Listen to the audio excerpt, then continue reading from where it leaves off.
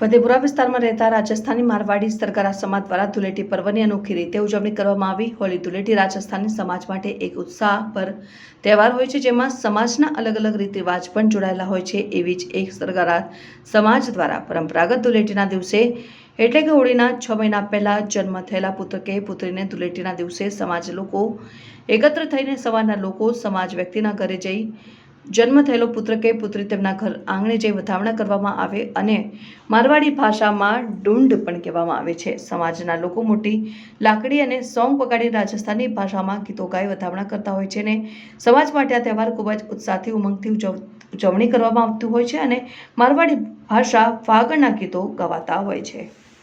हाँ, अमे राजस्थान सरकार समाज क्षत्रिय सरकार समाज है અને જે નવા બાળકો જન્મે છે તેને અમે ખુશાલી રૂપમાં એક એને ઢૂંઢ કહેવામાં આવે।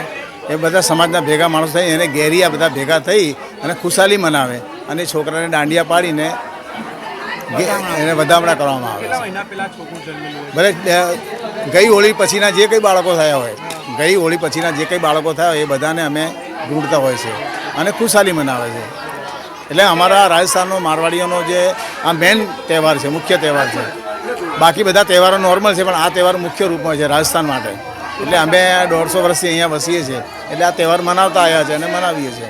અમે રાજસ્થાની સરગા સમાજના છીએ ને અહીં ઘણા વર્ષોથી રહીએ છીએ ને જે આ હોળી અમારો મુખ્ય તહેવાર છે ને હોળી પહેલાં જે બાળક જન્મે એની અમે બહુ આતુરતાપૂર્વક રાહ જોઈએ છીએ અને આજે એ નાના બાળકને મેં ઢૂંઢવાનો કાર્યક્રમ રાખેલો છે। તો સમાજના જેટલા બાળક હોય નવા જન્મેલા એમને અમે ઢૂંઢવાનો આખો કાર્યક્રમ રાખેલો, સમાજના બધા લોકો ભેગા થયા છે।